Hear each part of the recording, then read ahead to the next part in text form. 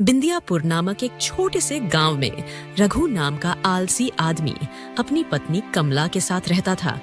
कमला हमेशा चिंता में रहती क्योंकि पूरी दुनिया में बस उसका ही पति था जो बहुत आलसी और लापरवाह था, जबकि कमला बहुत मेहनती और साफ दिल की थी। हर रोज का यही हाल है। मैं सवेरे उठकर सब काम कर लूं और इन्हें तो कोई फिक्र ही नहीं, पति है या कोई मेहमान। भीतर से खर्राटे की आवाज आती है। वहाँ चारपाई पर रघु आलसी गंदे कपड़े पहने नशे में धुत सा सोया हुआ था। रघु, उठिए, सूरज सिर पर आ गया है, कम से कम खेत ही देख आइए। ओह कमला, तुम क्यों इतनी जल्दी परेशान हो जाती हो? खेत भागा थोड़ी जा रहा है। खेत नहीं भाग रहा, पर कर्ज बढ़ता जा रहा है। 2 महीने से बीज का पैसा नहीं चुकाया आपने। दुकानदार रोज पूछता है। सब ठीक हो जाएगा, चिंता क्यों करती हो इतना? चलो जरा चाय तो बनाओ पहले। कमला नजरों में नाराजगी और पीड़ा लेकर बाहर निकल जाती है। बाहर गांव की चाय की दुकान कुछ आदमी बैठे हुक्का पी रहे थे। रघु उनके पास जाता है। अरे रघु भैया, क्या बात है? आज फिर घर से भागकर चाय की दुकान पर आए हो? क्या करूं? घर में बीवी का भाषण सुनने से अच्छा है कि हुक्के की एक कश ले लूं। पर भैया, सुना है कि बीज का उधार बहुत हो गया है और खेत भी सूखे पड़े हैं। अरे भाई चिंता मत करो, बस भगवान का नाम लो, सब ठीक हो जाएगा। किस्मत से लड़ने वाला मैं कौन होता हूँ? सभी हंस रहे थे, पर एक बूढ़ा दुकानदार ध्यान से सुन रहा था। रात का समय, घर में दिया जल रहा था। कमला खाना परोस रही थी। रघु, मैंने सोचा है कि मैं मजदूरी करने जाऊंगी। इससे बच्चों के लिए थोड़ा दूध दाल तो आ जाएगा। क्या मेरी बीवी खेतों में काम करेगी? समाज क्या कहेगा? समाज भूखा पेट नहीं देखता रघु, बच्चे भूख से रोते हैं और आप तो दिन भर दुकान पर बैठे रहते हो। अब मैं और नहीं देख सकती। रघु थोड़ी देर चुप रहता है, फिर बिना कुछ बोले खाना खाने लगता है। कमरे में बच्चे सो रहे थे। कमला एक पुराने कपड़े से उनका मुंह ढक देती है। क्या यही जीवन है? एक पत्नी होने का मतलब क्या सिर्फ सहना है? मैं रघु को बदल नहीं सकती, पर शायद मैं खुद को मजबूत कर सकती हूँ। अगली सुबह कमला जल्दी उठकर खाना बनाती है। बच्चे अब भी सो रहे थे। वो एक पोटली बांधती है और धीरे से दरवाजा से बाहर निकलती है। आज से जिंदगी बदलनी होगी। दूसरों के भरोसे बैठी रही तो भूख और आंसू ही मिलेंगे। वह गांव के बाहर खेतों की ओर बढ़ती है। गांव के समीप का खेत। कुछ महिलाएं पहले से ही काम कर रही थीं। कमला शर्माते हुए एक बुजुर्ग महिला के पास जाती है। चाची, प्रणाम। मैं भी आप लोगों के साथ काम करना चाहती हूँ। अरे कमला बिटिया, तू तो घर बैठने वाली थी, अब क्या हुआ? घर बैठने से चूल्हा नहीं जलता चाची, बच्चों का पेट भरना है। बहुत अच्छा किया, कोई काम छोटा नहीं होता। आज से हमारे साथ खेत पर तू भी काम करेगी। सभी औरतें मुस्कुराती हैं और कमला के हौसले की सराहना करती हैं। दोपहर का समय, घर में रघु उठता है। चारों ओर सन्नाटा था। वह बाहर आकर इधर उधर देखता है। कमला, ओ कमला, कहाँ गई? बच्चे भी उठ चुके थे और अपनी माँ को ढूंढ रहे थे। बाबा, माई कहाँ है? मुझे क्या पता, पूछता हूँ बाहर जाकर। रघु बरबराता है और पास की दुकान की ओर निकलता है। गांव की चाय की दुकान पर रघु बैठा था। पास में लोग धीरे धीरे बातें कर रहे थे। अरे रघु भैया, आज तो कमला भाभी ने सबको चौंका दिया। क्या मतलब? अरे खेत पर मजदूरी करने गई है, सुबह से पसीना बहा रही है और तू यहाँ बैठा हुक्का पी रहा है। क्या मेरी बीवी मजदूरी करने गई है? ये तो मेरी बेइज्जती करवाएगी। बेइज्जती तब होती है रघु, जब मर्द अपने कर्तव्य को भूलकर औरत पर बोझ डालता है। कमला तो घर को बचा रही है, लेकिन अगर तू ठीक से काम करता तो उसे मजदूरी करने की नौबत ना आती। रघु निरुत्तर हो जाता है और चुपचाप बैठा रहता है। शाम का समय, कमला थकी हुई हाथ में मजदूरी की पहली कमाई लेकर घर लौटती है। बच्चे दौड़कर उसके पास जाते हैं। वो मुस्कुराकर पोटली खोलती है, जिसमें थोड़ी दाल, चावल और गुड़ था। तो माँ, आज तो खाना अच्छा बनेगा। हाँ बिटिया, आज माँ ने खुद कमाया है तुम्हारे लिए। उसी समय रघु दरवाजे पर खड़ा होता है। उसकी आंखों में गुस्सा होता है। वो चुपचाप सब देखता है। कमला, तो तू मजदूरी करने गई थी? अरे कितना कमा लाई, जरा हमें भी तो दिखा। मैंने तुम्हारा साथ देने के लिए शादी की थी रघु, बोझ बनने के लिए नहीं। अब भी वक्त है, कुछ बदल लो, हमारे लिए, बच्चों के लिए। रघु सिर झुकाकर खड़ा रहता है। रात का समय। कमला बच्चों को सुलाकर एक दीपक जलाती है और भगवान की मूर्ति के सामने बैठती है। हे भगवान, मेरी मेहनत रंग लाए और रघु को सद्बुद्धि मिले। अगली सुबह कमला घर का सारा काम करके खेत में मजदूरी करने चली जाती है। उधर रघु आराम से उठता है, फिर वह कुछ सोचकर अपने दोस्त मोहन से मिलने चला जाता है। दोनों मोहन की दुकान में बैठकर बात करने लगते हैं। अरे रघु भाई, हमारे उम्र के लगभग सभी लोग किसी न किसी काम से गांव के बाहर गए हैं और एक हम हैं जो इसी गांव में खेती मजदूरी कर रहे हैं। अरे तू ऐसा क्यों सोचता है? अच्छा ही है ना, हम गांव में अपने परिवार के साथ रहते हैं और वैसे भी हमें कभी भी दूसरों की तुलना खुद से नहीं करनी चाहिए। वाह, तू तो बहुत बड़ी बड़ी बातें करने लगा है, लेकिन सुन, यह बड़ी बड़ी बातें करने से कुछ नहीं होगा। हम अब परिवार वाले हो गए हैं, हमें अब घर की जिम्मेदारी उठाना सीखना होगा और तू भी थोड़ा अपनी पत्नी का ख्याल रखा कर। अरे ठीक है, इतना ज्ञान मत दे, अभी मैं चलता हूँ, मुझे बहुत भूख लगी है। रघु यह बोल के चिड़चिड़े मन से घर को लौटता है। घर पहुंचकर वह खाना खाने लगता है। तभी उसकी बेटी उससे कहती है, पिताजी, आप क्या सिर्फ खाना खाने के बारे में ही सोचते हो? आपने एक बार भी माँ के बारे में सोचा है? देखो, वो कितनी मेहनत करती है और हमारे लिए खाने का इंतजाम करती है। आप एक पिता होते हुए भी घर खाली पड़े रहते हो। बेटी के मुंह से यह सब सुनकर रघु को खुद पर बहुत गुस्सा आता है। वह वहाँ से उठकर गांव के मंदिर की ओर चल देता है। जब वह मंदिर पहुँचता है तो वहाँ उसे मंदिर के पुजारी जी मिलते हैं। पुजारी जी ने रघु से कहते हैं, अरे रघु, तू यहाँ क्या कर रहा है? तू तो ज्यादा मंदिर ही नहीं आता, तो आज यहाँ कैसे? अरे पंडित जी, ऐसा कुछ नहीं है, मैं तो बस पूजा करने आया था। कुछ समय बाद शाम भी हो जाती है। रघु घर लौट आता है। उसकी पत्नी उसको देख तुरंत बोलती है, आ गए आप, चलो जल्दी से हाथ मुंह धो लो, मैं खाना लगा देती हूँ। रघु अपनी पत्नी के इस बर्ताव को देख थोड़ा हैरान हो गया। उसने मन ही मन सोचा, मैंने तो आज भी कुछ नहीं किया, पूरे दिन खाली ही घूमा हूँ, फिर भी कमला मेरे साथ इतना अच्छा व्यवहार कर रही है। मुझे तो लगा था कि कमला आज मुझसे बहुत गुस्सा होगी। रघु यही सब सोच के अपने परिवार के साथ रात का खाना खाता है। अगली सुबह रघु फिर से मोहन की दुकान पर जाता है।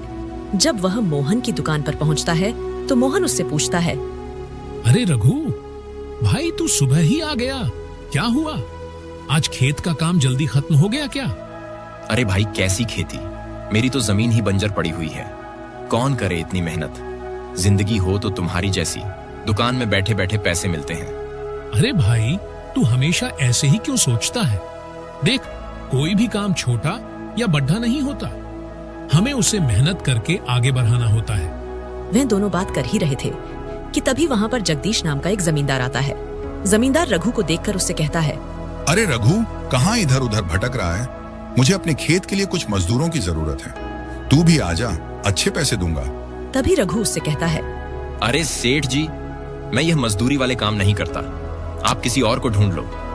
रघु की ये बात सुनकर जमींदार वहाँ से चला जाता है। तभी मोहन उससे कहता है, अरे रघु, कुछ अपनी पत्नी की भी मदद कर लिया कर, ऐसे दिन भर मत घुमा कर भाई। अरे अब तू शुरू मत हो यार, सब लोग बस मुझे ही सुनाते रहते हैं। अरे तू गुस्सा क्यों कर रहा है? मैं तो तेरे ही भले के लिए कह रहा हूँ। अभी मेरे मन में एक विचार आया है, मैं सोच रहा हूँ कि तू भी मेरी तरह गांव में ही दुकान खोल ले।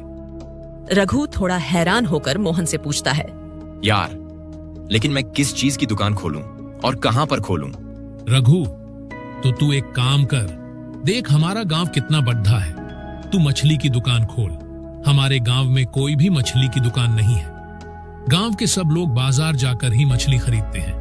और तू जगह की चिंता मत कर, मैं अपने चाचा से कहकर तुझे गांव में एक अच्छी सी जगह पर दुकान दिलवा दूंगा, लेकिन हाँ, दुकान का किराया हर महीने समय पर देना होगा। ठीक है, मुझे मंजूर है। कुछ दिनों में रघु इधर उधर से कुछ पैसे जुटाकर और नदी से कुछ मछलियां पकड़कर अब अपनी दुकान खोल लेता है। लेकिन रघु अब भी दुकानदारी में कच्चा था। उसे तो अपने ग्राहकों के साथ ठीक से व्यवहार भी नहीं करना आता था। एक दिन गोपाल नाम का एक व्यक्ति उसकी दुकान में आया। अरे रघु, मुझे कुछ मछलियां चाहिए थी, तो कुछ अच्छी सी मछलियां निकाल दे मुझे। लेकिन यह तो बता, मछलियां कितने रुपए किलो हैं? अरे चाचा, क्या दाम के बारे में पूछते हो? गांव के लोगों से क्या ज्यादा पैसे लूंगा? आपको सिर्फ 300 रुपए किलो के भाव में दे दूंगा। अरे अरे, पागल हो गया है? इतना दाम किस बात का भाई? बाजार में तो सिर्फ 100 रुपए किलो मिलती है। तू तो यहाँ गांव वालों को लूट रहा है रे। अरे ओ चाचा, लेना है तो लो, वरना निकल लो। यह लूटने की बात मत करो, ठीक है? हाँ हाँ, जा रहा हूँ। वैसे भी कौन तेरी दुकान से मछली खरीदेगा? गोपाल रघु की कड़वी बातें सुन के वहां से चला जाता है। रघु के ऐसे रूखे व्यवहार की वजह से गांव के लोगों ने उसकी दुकान से मछली खरीदने आना बंद कर दिया था। कुछ दिनों बाद दुकान का किराया ना भरने की वजह से उसकी दुकान बंद हो गई। उसने गांव के कई लोगों से उधार भी ले रखा था। गांव के लोग उससे बार बार उधारी के पैसे मांगने आते थे और उसको धमकी भी दे जाते थे। अबे ओ रघु, हरामखोर कब देगा हमारे पैसे? पैसे दे, नहीं तो तेरा ऐसा हल करूंगा कि तुझे कोई पहचान भी नहीं पाएगा। देख रघु, बहुत हो गया तेरा। सीधे सीधे हमारे पैसे वापस कर, नहीं तो तुझे बहुत पीटेंगे। भाई इतना गुस्सा मत करो, मैं आज ही तुम लोगों का पैसा वापस कर दूंगा। ठीक है, आज शाम तक पैसे मिल जाने चाहिए, नहीं तो तेरा बुरा हाल कर देंगे। रघु उन लोगों की बात से बहुत डर जाता है। उसके मन में एक ख्याल आता है। रात का समय, रघु चुपके से अपनी पत्नी के गहने चुराकर सुनार के पास गिरवी रखने जाता है। श्यामू चाचा, क्या आप ये गहने रख के मुझे कुछ पैसे दे सकते हैं? मुझे पैसों की बहुत जरूरत है। ठीक है, पर समय पर इसे छूटा लेना। सुनार से पैसे लेकर रघु सुबह को अपना सारा उधार चुकता कर देता है। ये लो तुम लोगों के पैसे, अब दोबारा पैसे मांगने मत आना। हाँ हाँ, हमें भी कोई शौक नहीं है तुझसे पैसे मांगने का। हम तो अपने उधार के पैसे मांग रहे थे। ऐसे ही कुछ दिन बीत जाते हैं। एक दिन जब रघु की पत्नी अपनी अलमारी देखती है तो उसे अपने गहने नहीं मिलते हैं। गहने नहीं मिलने पर वह बहुत परेशान हो जाती है, लेकिन उसके दिमाग में रघु पर शक बैठ जाता है। तभी रघु गांव से घूमता हुआ घर आता है। इसके बाद कमला उससे पूछती है, रघु, तुम सच सच बताओ, क्या तुमने ही मेरी अलमारी से गहने लिए हैं? अपनी पत्नी से ये सुनने के बाद रघु कुछ भी नहीं छुपाता। वह अपनी पत्नी को सब कुछ बता देता है। रघु के मुंह से यह सब सुनने के बाद कमला उससे कहती है, अरे आपका कैसा दिल है, अब आप अपने ही घर में चोरी करने लगे। क्या आपके माता पिता ने आपको यही सिखाया था? अरे देखो मुझे, मैं दिन रात मेहनत करके हमारा घर चला रही हूँ। अब मैं आपको क्या ही कोशूं। मेरा ही भाग्य खराब था जो भगवान ने मुझे ऐसा पति दिया। अपनी पत्नी के मुंह से यह सब सुनने के बाद रघु गुस्से में घर से निकल जाता है और जाकर मोहन की दुकान में बैठता है। मोहन उसको देखकर उससे पूछता है, रघु, तू इतने गुस्से में क्यों है भाई? मत पूछ यार, मेरी जिंदगी तो नर्क बन गई है। मेरी पत्नी रोज रोज मेरे साथ झगड़ा करती है। आज तो मैंने उसे सब कुछ सच बताया, फिर भी उसने मुझे बहुत कुछ सुनाया। अरे हुआ क्या, वो तो बता पहले। इसके बाद रघु लोगों का उधार और गहनों की चोरी के बारे में सब कुछ बता देता है।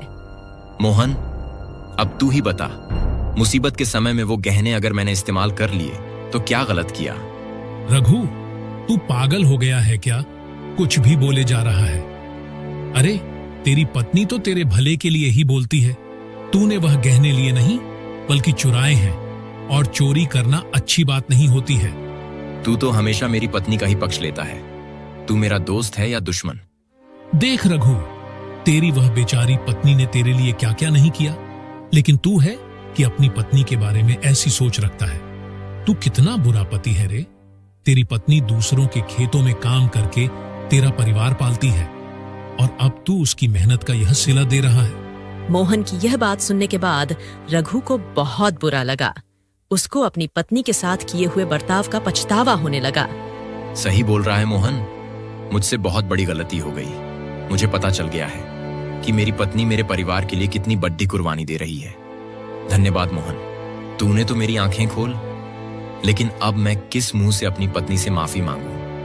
मैं तो माफी का भी हकदार नहीं हूं। अरे तू दुखी मत हो, वह तेरी पत्नी है और पत्नी अपने पति से ज्यादा दिन नाराज नहीं रहती। इसके बाद रघु घर की ओर चल देता है। घर पहुंचकर रघु अपनी पत्नी से अपनी गलती की माफी मांगता है। कमला, मुझे माफ कर दो, मैंने बहुत गलतियां की है। मैंने तुम्हें बहुत ठेस पहुंचाई है, लेकिन अब से तुम्हें कोई तकलीफ नहीं होने दूंगा।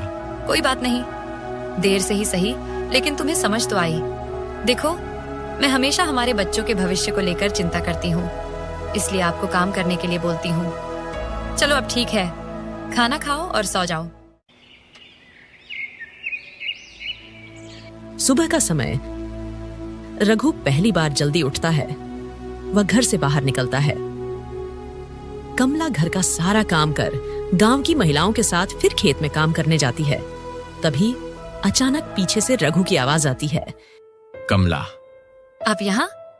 कमला, मैं अब तुम्हें अकेला नहीं छोड़ूंगा। आज से मैं भी तुम्हारे साथ काम करूंगा और आज से हम दूसरों के नहीं अपने खेत में काम करेंगे। अरे, क्या रघु सच में बदल गए? अगर हाँ तो चमत्कार नहीं, भगवान की कृपा है।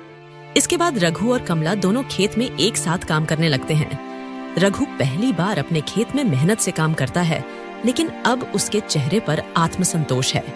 कमला, अब समझ आया कि तुम रोज इतनी थक कर क्यों आती थी। ये मिट्टी सच में इंसान को झुका देती है, मगर मजबूत भी बना देती है। हाँ रघु, यही झुकना एक दिन अच्छी फसल बनकर उगेगा और हमारे बच्चों के भविष्य को संवारेगा। रात का समय रघु अपने परिवार एक साथ बैठकर खाना खा रहा था। बाबा, आप भी अब खेत में काम करते हो? हाँ बेटा, अब तुम्हारी माँ अकेली नहीं है। हाँ बेटा, अब घर में मेहनत की मिठास आएगी और कोई भूखा नहीं सोएगा। कमला, अगर तुमने हिम्मत नहीं की होती तो शायद मैं कभी नहीं बदलता। हाँ, लेकिन अगर तुमने मेरा साथ न दिया होता तो मैं भी कभी आगे नहीं बढ़ पाती। इसके बाद पूरा परिवार अब खुशी से रहने लगता है।